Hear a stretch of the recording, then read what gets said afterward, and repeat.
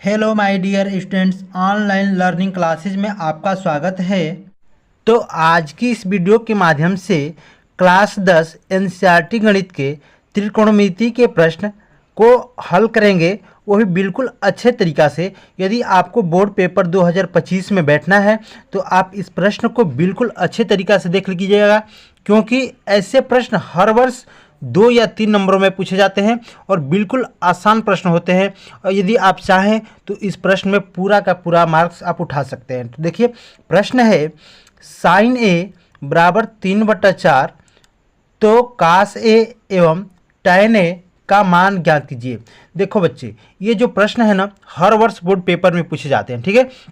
तो मैं चाहूँगा कि आप वीडियो को बिल्कुल अंत तक देखिएगा, ठीक है। और यदि आप चैनल पर नए हैं तो चैनल को सब्सक्राइब कर लीजिएगा, साथ में बेल आइकन को प्रेस कर लीजिएगा, ताकि जो भी मैं वीडियो बनाऊं उसका नोटिफिकेशन आपके यहाँ सबसे पहले मिल जाए, ठीक है। तो चलिए हम इसको हल कैसे करते हैं, ठीक है। देखिए, सबसे पहले हम करेंगे क्या कि यहाँ पे लिख लेंगे हल। क्या लिख लेते हैं? हल, ठीक है। और उसके बाद यहाँ पे मैं लिख देता हूँ दिया है। ध्यान दीजिए कि क्या दिया है यहाँ पे, तो साइन ए बराबर 3/4 दिया गया है। तो लिख लीजिए यहाँ पे साइन ए बराबर 3/4। क्लियर है इतना? अब देखिए क्या करेंगे।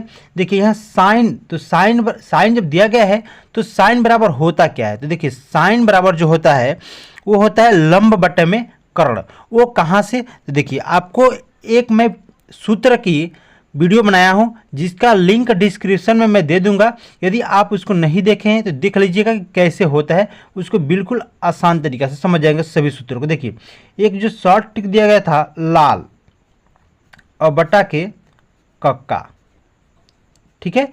देखिए, इस सूत्र के माध्यम से हम बिल्कुल त्रिकोणमिति के सभी साइन को हम देख सकते हैं। देखिए, साइन ए बराबर लाल बट्टा कक्का है।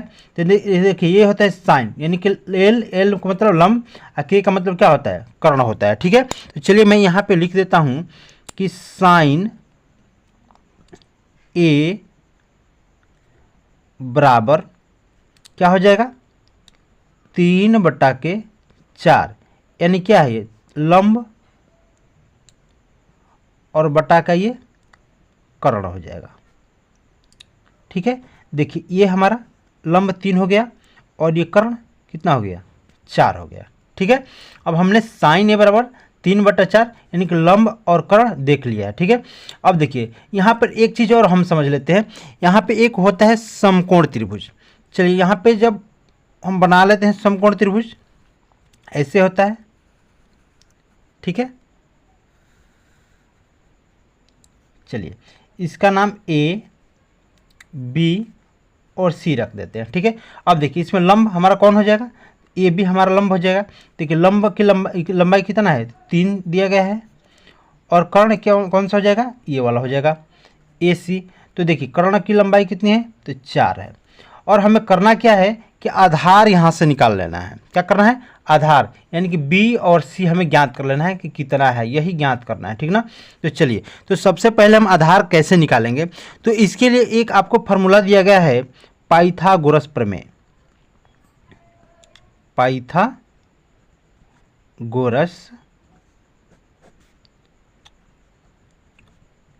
प्रमेय से, ठीक है। तो देखिए, पाइथागोरस प्रमेय क्या होता है आपको याद होगा। अगर याद नहीं है तो फिर मैं एक बार कह रहा हूँ कि आप लोग जाके उस डिस्क्रिप्शन के लिंक पे वीडियो है वो आप देख लीजिएगा, आपको याद हो जाएगा, वो भी बिल्कुल ट्रिक से, ठीक ना। देखिए, तो कर्ण का स्क्वायर बराबर होता है लंब का स्क्वायर अधन आधार का स्क्वायर, ठीक है। अब देखिए, कर्ण हमारा दिया गया है कितना? 4 दिया गया है, यानी यहाँ पे कितना हो जाएगा? 4 का स्क्वायर बराबर, अब देखिए लंब कितना है? लंब है 3, यानी कि 3 का स्क्वायर कर लेंगे, ठीक है। अब प्लस आधार है, आधार तो नहीं मालूम है तो इसको मैं आधार ही छोड़ देता हूँ, यानी कि आधार का स्क्वायर, ठीक है। अब चलिए, अब क्या कर लेंगे, देखिए यहाँ पे 4 का स्क्वायर करेंगे कितना हो जाएगा, 4 गुणे 4 यानी 4 चौके 16 हो जाएगा। और बराबर यहाँ पे 3 का स्क्वायर यानी 3 तरीके 9 हो जाएगा। और प्लस आधार यानी इसको आधार ही छोड़ दीजिए, आधार क्या स्क्वायर। क्लियर है। अब देखिए क्या करेंगे, इधर 16 है, यहाँ पे 9 है और ये आधार है, तो हम क्या करते हैं यहाँ पे इसको पक्षांतर कर लेते हैं। जो अंक होता है हम उसको एक तरफ कर लेते हैं, यानी क्या कितना हो जाएगा 16 और माइनस 9। देखिए इधर प्लस है तो इधर आया तो माइनस 9 हो गया, बराबर आधार का स्क्वायर। ठीक है।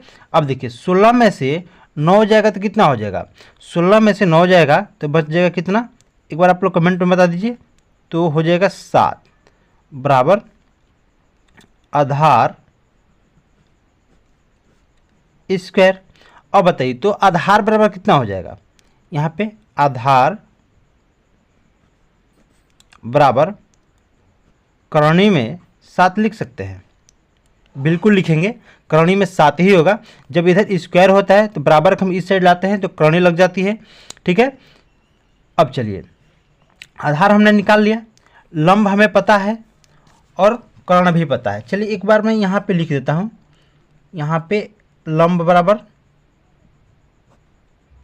कितना है 3, कर्ण बराबर 4। देखिए ये चीज़ दिया था और आधार हमने यहाँ पे निकाल लिया है, आधार बराबर करणी में 7, इसको √7 बोल सकते हैं। ठीक है। अब देखिए लंब आधार यहाँ पे हमने निकाल लिया √7 और ये कर्ण 4 दिया गया है। अब हमें क्या बताना था, एक बार प्रश्न पे आप लोग ध्यान दे दीजिए कि हमें बताना था cos A बराबर और tan A बराबर। ठीक है। तो चलिए अब हम देखते हैं cos A बराबर क्या होगा। चलिए यहाँ पे cos A बराबर, अब आप लोग बताइए कि cos A बराबर क्या होता है। ठीक है। वही सूत्र लगाए, ये कौन सा, लाल बट्टा कक्का वाला। ठीक है, लाल बट्टा के कक्का, यानी देखिए ये हो गया हमारा साइन के लिए और ये हो गया कॉस के लिए। यानी कि ए का मतलब क्या होता है आधार और के का मतलब कर्ण, यानी कि आधार और बटा के कर्ण हो जाएगा। अब बताइए आधार कितना है, आधार तो देखिए हमारा आधार कितना आया है, करणी में 7 आया है, ये लिख लीजिए करणी में 7 और बटा में कर्ण, कर्ण कितना है तो 4 है। इस प्रकार से आप क्या कह सकते हैं कि cos A बराबर क्या हो जाएगा,